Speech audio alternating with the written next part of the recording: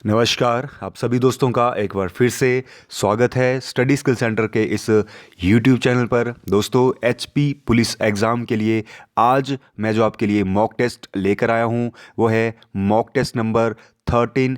इससे पहले 12 mock test में ऑलरेडी एचपी पुलिस एग्ज़ाम के लिए बना चुका हूँ। अगर अभी तक आपने वो नहीं देखे हैं तो प्लेलिस्ट पे जाकर उन मॉक टेस्टों को भी ज़रूर देखिए। तो दोस्तों चलिए स्टार्ट करते हैं आज का हमारा मॉक टेस्ट। दोस्तों, अगर आप चैनल में नए जुड़े हैं तो चैनल को ज़रूर सब्सक्राइब करें और बेल आइकन को भी ज़रूर प्रेस करें ताकि आने वाले जितने भी mock test HP police exam के लिए मैं बनाऊंगा वो आपके पास आसानी से पहुंच पाए। दोस्तों, वीडियो के एंड में अपना जो स्कोर है वो भी ज़रूर कमेंट करें। तो चलिए स्टार्ट करते हैं आज का हमारा मॉक टेस्ट। तो फर्स्ट हमारा जो क्वेश्चन है हिंदी का वो है कौड़ी को ना पूछना लोकोक्ति का अर्थ है। तो आपके पास जो ऑप्शन आपकी स्क्रीन पर दिए गए हैं वो है निकम्मा समझना, ऑप्शन बी है मदद ना देना, ऑप्शन सी है खतरे से बचना और ऑप्शन डी है आपका वो है निमंत्रण ना देना। तो दोस्तों, कौड़ी को ना पूछना जो लोकोक्ति है उसका जो सही अर्थ है वो है ऑप्शन ए होगा इसका राइट आंसर, निकम्मा समझना। दोस्तों, कौड़ी को ना पूछना लोकोक्ति का अर्थ होता है निकम्मा समझना, ऑप्शन ए होगा इसका राइट आंसर। तो नेक्स्ट हमारा जो क्वेश्चन है वो है अंधा गाए बहरा बजाए। अंधा गाए बहरा बजाए लोकोक्ति का अर्थ है। तो आपके पास जो चार ऑप्शन दिए गए हैं वो है अंधे गाने बजाने में उस्ताद होते हैं, ऑप्शन बी है आपका वो है अंधे संगीत प्रेमी होते हैं, ऑप्शन सी है आपका वो है विपरीत परिस्थितियों के बावजूद परिश्रम करना और ऑप्शन डी जो आपके पास दिया गया है दोस्तों वो है दो मूर्खों का एक साथ कोई कार्य करना। तो इसका जो राइट आंसर होगा दोस्तों वो होगा ऑप्शन डी, दो मूर्खों का एक साथ कोई कार्य करना। लोकोक्ति दोस्तों अंधा गाए बहरा बजाए लोकोक्ति का अर्थ होता है। तो चलिए दोस्तों, नेक्स्ट हमारा जो थर्ड क्वेश्चन है वो है दिए गए शब्दों का संधि विच्छेद चुनिए। तो आपके पास जो संधि विच्छेद जो दिया गया है दोस्तों वो है पावक का। तो दोस्तों, पावक का जो संधि विच्छेद होता है वो आपके पास चार ऑप्शन है वो है पऊ जमा अक, ऑप्शन बी है आपका वो है पा जमा अवक, ऑप्शन सी है आपका वो है पव जमा अक और ऑप्शन डी है आपका वो है पो जमा वक। दोस्तों, पावक का जो सही संधि विच्छेद होता है वो होता है ऑप्शन ए पऊ जमा अक। दोस्तों, अगर आप यहाँ देखेंगे ये स्वर संधि का ये उदाहरण दिया गया है। स्वर संधि में दोस्तों ये जो अयादी संधि होती है, अयादी संधि का ये उदाहरण दिया गया है। अयादी संधि का एक नियम है जहाँ जब औ के बाद अस्वर आता है तो उसका जो बन जाता है दोस्तों वो बन जाता है आव, आव बन जाता है दोस्तों। तो इसलिए पौ जमा अक का बन गया दोस्तों पावक। तो नेक्स्ट हमारा जो क्वेश्चन है संधि जो दी गई है वो है अहंकार। तो अहंकार का जो संधि विच्छेद होगा आपके पास चार ऑप्शन दिए गए हैं वो है अहम जमा कार, ऑप्शन बी है अहम जमा कार और ऑप्शन सी है अह जमा मकार और ऑप्शन डी है आपका वो है अहम जमा अकार। तो दोस्तों, अहंकार का जो सही संधि विच्छेद होगा वो होगा ऑप्शन ए होगा दोस्तों इसमें अहम जमा कार। दोस्तों, ये व्यंजन संधि का उदाहरण है जिसमें दोस्तों जो बिंदी है उसका म बन जाता है। तो अहम जमा कार होगा इसका अहंकार का संधि विच्छेद, ऑप्शन ए। तो नेक्स्ट हमारा क्वेश्चन है वो है खेत शब्द है। तो खेत शब्द है दोस्तों आपके पास ऑप्शन है तत्सम शब्द, तद्भव शब्द, देशज शब्द या संकर शब्द। दोस्तों, जो खेत शब्द है यह है तद्भव शब्द, ऑप्शन बी होगा इसका राइट आंसर। दोस्तों, तद्भव शब्द भी संस्कृत के ही शब्द होते हैं लेकिन उनको थोड़े बदलाव के साथ दोस्तों संस्कृत के ऐसे शब्द जिनको थोड़े बदलाव के साथ हिंदी भाषा में प्रयोग किया जाता है उन्हें कहा जाता है तद्भव शब्द। दोस्तों, तो खेत जो तद्भव रूप है वो है क्षेत्र शब्द का, संस्कृत में जो तत्सम शब्द है वो है क्षेत्र, लेकिन क्षेत्र का जो तद्भव रूप है जो हिंदी में प्रयोग किया जाता है वो है खेत। तो खेत एक शब्द है दोस्तों वो है तद्भव शब्द, ऑप्शन बी। तो नेक्स्ट हमारा क्वेश्चन है वो है दीर्घ स्वर के उदाहरण है। तो दीर्घ स्वर के उदाहरण है आपके पास ऑप्शन है आ, बड़ी ई, छोटा ऊ और ऑप्शन बी है अ, ई, उ और ऑप्शन सी है आपका वो है आ, ई और ऊ और ऑप्शन डी है इनमें से कोई नहीं। तो दोस्तों, दीर्घ स्वर जो होते हैं दोस्तों वो है ऑप्शन सी होगा इसका राइट आंसर, आ बड़ी ई बड़ा ऊ। दोस्तों दीर्घ स्वर होते हैं जिनके उच्चारण में दो मात्राओं का या दो गुना समय जिनके उच्चारण में लगता है, उन स्वरों को दीर्घ स्वर कहा जाता है। तो दोस्तों अगर मैं बात करूं छोटा अ, छोटी ई और छोटा ओ, ये होते हैं ह्रस्व स्वर और जिन इनके उच्चारण में कम से कम समय लगता है। और जो दीर्घ स्वर होते हैं जिनमें दो गुना समय लगता है, तो आ बड़ी ई बड़ा ऊ, ये होते हैं दीर्घ स्वर के उदाहरण। तो नेक्स्ट हमारा क्वेश्चन है वो है शुद्ध वर्तनी का चयन कीजिए। तो आपके पास दोस्तों चार ऑप्शन यहाँ दिए गए हैं, तो आपने यहाँ अशुद्ध वर्तनी का चयन करना है।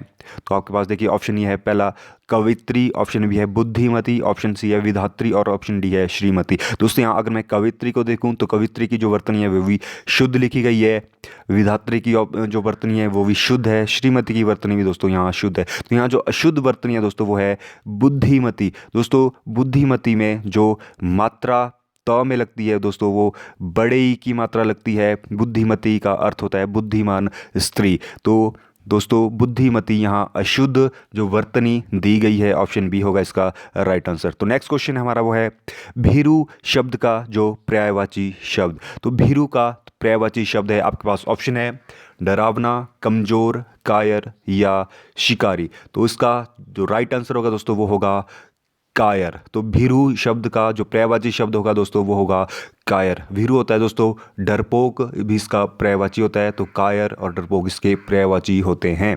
तो नेक्स्ट हमारा क्वेश्चन है वो है मोर शब्द का पर्यायवाची है। तो मोर का जो पर्यायवाची है आपके पास ऑप्शन है वो है बीची, कपाली, निशंग या केतन। दोस्तों तो मोर का जो पर्यायवाची होता है वो होता है कपाली, ऑप्शन बी होगा इसका राइट आंसर, कपाली होता है दोस्तों मोर का पर्यायवाची शब्द। तो नेक्स्ट हमारा क्वेश्चन है वो है निहार का शाब्दिक अर्थ है। तो निहार शब्द जो आपके पास दिया गया दोस्तों, इसका जो शाब्दिक अर्थ होता है आपके पास चार ऑप्शन दिए गए वो है ओस, समीप, कठोर या भय। तो निहार का जो शाब्दिक अर्थ होता है वो होता है ओस, ऑप्शन ए होगा इसका राइट आंसर, ओस। तो नेक्स्ट हमारा क्वेश्चन है वो है तटस्थ का विलोम शब्द है। तो तटस्थ का जो विलोम शब्द है आपके पास ऑप्शन है वो है तरल, ध्वंस, पक्षपाती या सहयोगी। तो दोस्तों तटस्थ का जो विलोम शब्द होता है वो होता है पक्षपाती, ऑप्शन सी होगा इसका दोस्तों राइट आंसर। तो नेक्स्ट हमारा जो क्वेश्चन है वो है जिसने ऋण चुका दिया हो को क्या कहते हैं। तो जिसने ऋण चुका दिया हो उसको कहते हैं, आपके पास चार ऑप्शन है वो है उऋण, उत्तम, ऑप्शन सी है ऋणी और ऑप्शन डी है इनमें से कोई नहीं। तो जिसने ऋण चुका दिया हो उसको कहते हैं दोस्तों उऋण, ऑप्शन ए होगा इसका राइट आंसर। तो नेक्स्ट हमारा क्वेश्चन है आपकी स्क्रीन पर वो है अध्यक्ष शब्द में उपसर्ग है। तो दोस्तों अध्यक्ष शब्द में जो उपसर्ग लगा है आपके पास चार ऑप्शन है वो है अ, अधि, अध या यक्ष। दोस्तों तो अध्यक्ष शब्द में जो उपसर्ग है वो है अधि, ऑप्शन बी होगा इसका राइट आंसर। दोस्तों उपसर्ग जो लगे होते हैं वो किसी शब्द के आगे जो शब्दांश जुड़े होते हैं उनको उपसर्ग कहते हैं, और किसी शब्द के पीछे जो शब्दांश जुड़े होते हैं उन्हें प्रत्यय कहते हैं। तो अध्यक्ष में जो उपसर्ग लगा है दोस्तों वो है अधि, ऑप्शन बी होगा इसका राइट आंसर। तो नेक्स्ट हमारा क्वेश्चन है वो है य का उच्चारण स्थान है। तो य वर्ण का दोस्तों जो उच्चारण स्थान है वो है कंठ, तालव्य, मूर्धन्य या दंत्य। दोस्तों तो य का जो उच्चारण स्थान होता है वो होता है तालव्य, ऑप्शन बी होगा इसका राइट आंसर, य वर्ण का उच्चारण स्थान तालव्य। तो नेक्स्ट हमारा क्वेश्चन है वो है संज्ञा शब्द है। तो आपने चार ऑप्शन आपको दिए गए हैं, तो यहाँ आपने संज्ञा जो शब्द है वो पहचानना है। तो आपके पास ऑप्शन है देवता, देव, देवाः या देवत्व। तो दोस्तों तो इनमें चार ऑप्शनों में जो संज्ञा शब्द है आपका वो है ऑप्शन बी देव। दोस्तों एक संज्ञा शब्द है। तो नेक्स्ट हमारा क्वेश्चन है हिंदी का जो लास्ट क्वेश्चन है वो है बाल्टी में दूध है कौन सा कारक है। तो बाल्टी में दूध है तो दोस्तों वो कौन सा कारक है। तो आपके पास ऑप्शन है संप्रदान कारक, कर्म कारक, संबंध कारक या अधिकरण कारक। दोस्तों अगर यहाँ आप देखेंगे तो यहाँ कारक चिन्ह जो लगा हुआ है वो लगा हुआ है में कारक चिन्ह। दोस्तों तो में कारक चिन्ह लगता है अधिकरण, कर्ता ने कर्म को करण से के द्वारा संप्रदान को के लिए अधिकरण में पर, तो अधिकरण में पर, तो अधिकरण के साथ जो दोस्तों कारक चिन्ह लगता है वो लगता है में, तो ऑप्शन डी होगा इसका राइट आंसर। तो ये थे हिंदी के 16 क्वेश्चन। तो नेक्स्ट हमारा जो पोर्शन है वो है जीके का। तो जीके का जो फर्स्ट क्वेश्चन है हमारा वो है, स्वतंत्र भारत की प्रथम महिला मुख्यमंत्री कौन थी? दोस्तों स्वतंत्र भारत की जो प्रथम महिला मुख्यमंत्री बनी थी, तो आपके पास ऑप्शन है वो है विजय लक्ष्मी पंडित, सरोजनी नायडू, राजकुमारी अमृत कौर या सुचेता कृपलानी दोस्तों। तो इसका जो राइट आंसर है आपका वो है ऑप्शन डी, सुचेता कृपलानी दोस्तों। स्वतंत्र भारत की जो प्रथम मुख्यमंत्री बनी थी दोस्तों, ये यूपी की मुख्यमंत्री बनी थी सुचेता कृपलानी। तो इसमें दोस्तों मैं अगर आपको बताऊं, ये जो ऑप्शन है विजय लक्ष्मी पंडित, ये जो संयुक्त राष्ट्र में भारत की प्रथम महिला अध्यक्ष बनी थी विजय लक्ष्मी पंडित। और जो सरोजनी नायडू है दोस्तों, ये भारत की प्रथम राज्यपाल है और भारतीय राष्ट्रीय कांग्रेस की प्रथम भारतीय महिला अध्यक्ष है। और राजकुमारी अमृत कौर दोस्तों, ये स्वतंत्र भारत की पहली स्वास्थ्य मंत्री और हिमाचल प्रदेश की प्रथम लोकसभा सदस्य थी राजकुमारी अमृत कौर। और पहली मुख्यमंत्री भारत की जो बनने वाली महिला थी वो थी सुचेता कृपलानी। तो नेक्स्ट हमारा क्वेश्चन है वो है, निम्न में से कौन सी नियुक्ति भारत के राष्ट्रपति द्वारा नहीं की जा सकती? तो आपके पास चार ऑप्शन दिए हैं, वो है भारत के मुख्य न्यायाधीश की नियुक्ति, सेना प्रमुख की नियुक्ति, भारत के महान्यायवादी की नियुक्ति या लोकसभा के अध्यक्ष की नियुक्ति। तो इनमें से दोस्तों जो नियुक्ति है जो राष्ट्रपति के द्वारा नहीं की जाती दोस्तों, वो है ऑप्शन डी, लोकसभा के दोस्तों अध्यक्ष की नियुक्ति जो है राष्ट्रपति के द्वारा नहीं की जा सकती। बाकी जो भारत के मुख्य न्यायाधीश हो, चाहे सेना प्रमुख हो, चाहे भारत के जो मुख्य न्यायवादी हो, तो दोस्तों इनकी नियुक्तियां राष्ट्रपति के द्वारा की जाती है। लेकिन लोकसभा के अध्यक्ष की नियुक्ति दोस्तों ये जो है लोकसभा के सदस्यों के द्वारा ही की जाती है। तो नेक्स्ट हमारा जो क्वेश्चन है वो है, भारत किस देश को लौह अयस्क की सर्वाधिक मात्रा का निर्यात करता है? तो लौह अयस्क का जो सर्वाधिक मात्रा में भारत निर्यात करता है, एक्सपोर्ट करता है, वो आपके पास ऑप्शन है अमेरिका को, चीन को, जापान को या जर्मनी को दोस्तों। तो इसका जो राइट आंसर होगा वो होगा जापान, ऑप्शन सी होगा इसका राइट आंसर दोस्तों। भारत जो है जापान को सर्वाधिक मात्रा में या सबसे ज़्यादा जो लौह अयस्क का निर्यात करता है। तो नेक्स्ट हमारा क्वेश्चन है वो है, निम्न में किसे गरीब व्यक्ति की गाय कहा जाता है? दोस्तों तो गरीब व्यक्ति की गाय जो कहा जाता है, आपके पास ऑप्शन है भैंस को, बकरी को, भेड़ को या आपके पास जो है ऑप्शन लास्ट ऑप्शन है इनमें से कोई नहीं। तो इसका जो राइट आंसर होगा, तो गरीब व्यक्ति की गाय जो कहा जाता है दोस्तों, वो कहा जाता है बकरी को गरीब व्यक्ति की गाय कहा जाता है। तो नेक्स्ट हमारा क्वेश्चन है वो है, मिड डे मील योजना का नया नाम क्या रखा गया है? दोस्तों जो मिड डे मील योजना, जो मध्याह्न भोजन की जो योजना है, उसका जो नया नाम रखा गया है वो है, आपके पास चार ऑप्शन दिया हुआ है, वो है पीएम मिड डे मील योजना, ऑप्शन बी है पीएम पोषण योजना, ऑप्शन सी है पीएम भोजन योजना और ऑप्शन डी है पीएम आहार योजना। दोस्तों जो मिड डे मील जो स्कूलों में पहली से 8वीं कक्षा तक जो मध्याह्न भोजन करवाया जाता है, उसका जो नया नाम रखा गया है दोस्तों वो है पीएम पोषण योजना। ऑप्शन बी होगा इसका राइट आंसर, पीएम पोषण योजना। तो नेक्स्ट हमारा क्वेश्चन है वो है, पंचायती राज प्रशिक्षण संस्थान, पंचायती राज प्रशिक्षण संस्थान हिमाचल प्रदेश के किस स्थान पर स्थित है?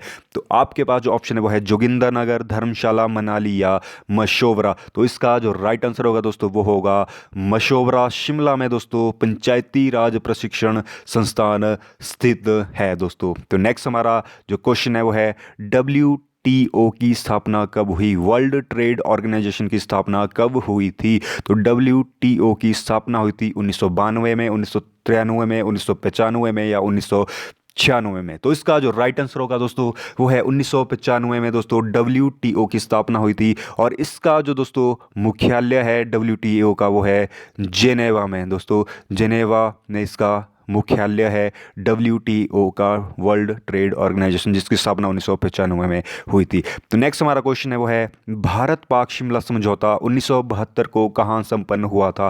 दोस्तों भारत और पाकिस्तान के बीच दोस्तों एक समझौता हुआ था जिसे शिमला समझौता के नाम से कहा जाना जाता है 1972 में, जो कि शिमला में हुआ था। तो वो कहाँ हुआ था, यानी कि किस भवन में वो हुआ था? तो आपके पास जो ऑप्शन है वो है बॉर्नेस्कोट, पीटरहॉफ, द रिट्रीट, और ऑप्शन डी है वाइसरीगल लॉज। तो इसका जो सही उत्तर है दोस्तों वो है बॉर्नेस्कोट में दोस्तों भारत पाक जो शिमला समझौता 1972 को संपन्न हुआ था। दोस्तों ये तो समझौता हुआ था, ये तत्कालीन प्रधानमंत्री इंदिरा गांधी भारत के प्रधानमंत्री और पाकिस्तान के जो प्रधानमंत्री उस समय थे वो थे मुल्फजीर भुट्टो के बीच में दोस्तों शिमला समझौता हुआ था 1972 को। तो नेक्स्ट हमारा क्वेश्चन है वो है भारत में राष्ट्रीय आय का सबसे बड़ा स्रोत है। तो राष्ट्रीय आय का सबसे बड़ा जो स्रोत है दोस्तों भारत में वो है कृषि क्षेत्र, औद्योगिक क्षेत्र, सेवा क्षेत्र या व्यापार क्षेत्र। तो इसका जो राइट आंसर होगा वो होगा सेवा क्षेत्र। दोस्तों राष्ट्रीय आय का सबसे बड़ा स्रोत है भारत में सेवा क्षेत्र। तो दोस्तों इसमें जो लगभग 60% योगदान भारत की जो नेशनल इनकम का वो है सर्विस सेक्टर, सेवा क्षेत्र। तो नेक्स्ट हमारा क्वेश्चन है वो है भारत की प्रथम महिला ओलंपिक पदक विजेता कौन है। तो भारत की प्रथम महिला जिसने ओलंपिक में दोस्तों पदक जीता था वो थी मैरी कॉम, पीवी सिंधु, साइना नेहवाल या कर्णम मल्लेश्वरी। तो इसका जो राइट आंसर है दोस्तों वो है ऑप्शन डी, कर्णम मल्लेश्वरी। दोस्तों प्रथम भारतीय महिला थी जिन्होंने ओलंपिक में जो है पदक जीता था। दोस्तों ये भारोत्तोलक थी जिन्होंने ये सबसे पहला जो मेडल ओलंपिक में जीता था महिलाओं में। तो नेक्स्ट हमारा क्वेश्चन है वो है ऋग्वैदिक काल में इन देवताओं की पूजा की जाती है। तो आपके पास ऑप्शन है इंद्र और सोम, पशुपतिनाथ और सूर्य, विष्णु और शिव, और ऑप्शन डी है सूर्य और विष्णु। दोस्तों जो ऋग्वैदिक काल में जो देवताओं की पूजा की जाती है वो की जाती है इंद्र और सोम की पूजा। दोस्तों इंद्र वैदिक काल के प्रमुख देवता थे जिनकी पूजा की जाती है। तो ऑप्शन ए होगा इसका राइट आंसर। तो नेक्स्ट हमारा क्वेश्चन है वो है कथकली नृत्य किस राज्य से संबंधित है। तो आपके पास ऑप्शन है तमिलनाडु, असम, उत्तर भारत या केरल। दोस्तों तो कथकली जो नृत्य है वो प्रसिद्ध है, केरल का प्रसिद्ध नृत्य है कथकली। तो नेक्स्ट हमारा क्वेश्चन है वो है निम्न में से कौन सा जिला नए हिमाचल में नहीं आता है। तो नए हिमाचल में जो जिला नहीं आता है आपके पास ऑप्शन है लाहौल स्पीति, चंबा, शिमला या कांगड़ा। दोस्तों तो इसका राइट ऑप्शन है वो है जिला चंबा। दोस्तों ये नए हिमाचल का भाग नहीं है। दोस्तों जब 15 अप्रैल 1948 को हिमाचल प्रदेश का गठन किया गया था तो 4 जिलों का निर्माण किया गया था। उनमें से एक चंबा था, दूसरा दोस्तों मंडी जिला, तीसरा था दोस्तों सिरमौर और चौथा था महासू। दोस्तों जो चंबा जिला था ये नए हिमाचल का हिस्सा नहीं है। तो नेक्स्ट हमारा क्वेश्चन है वो है जोगिनी झरना हिमाचल प्रदेश के किस स्थान पर स्थित है। दोस्तों जोगिनी फॉल जो स्थित है आपके पास ऑप्शन है मनाली, मंडी, समर हिल या धर्मशाला। तो दोस्तों जोगनी फॉल या जोगनी झरना जो स्थित है वो है हिमाचल प्रदेश के जिला कुल्लू के मनाली में दोस्तों जोगनी झरना स्थित है। ऑप्शन ए होगा इसका राइट आंसर। तो नेक्स्ट हमारा क्वेश्चन है वो है हिमाचल प्रदेश के प्रथम सूचना आयुक्त कौन थे। तो हिमाचल प्रदेश के जो प्रथम सूचना आयुक्त थे आपके पास ऑप्शन है एस चक्रवर्ती, एनसी मेहता, के एल मेहता या पीसी राणा। तो इसका जो राइट आंसर होगा वो होगा ऑप्शन डी, पीसी राणा। दोस्तों हिमाचल प्रदेश के प्रथम सूचना आयुक्त थे। दोस्तों अगर मैं बात करूं एस चक्रवर्ती तो एस चक्रवर्ती हिमाचल प्रदेश के प्रथम राज्यपाल थे। एनसी मेहता जो थे ये हिमाचल प्रदेश के प्रथम मुख्य आयुक्त थे और के एल मेहता जो थे दोस्तों ये हिमाचल प्रदेश के प्रथम मुख्य सचिव थे। तो नेक्स्ट हमारा क्वेश्चन है वो है मैकमोहन रेखा का संबंध है। तो मैकमोहन रेखा दोस्तों जो है वो है भारत पाकिस्तान, भारत अफगानिस्तान, भारत बांग्लादेश या भारत चीन के बीच।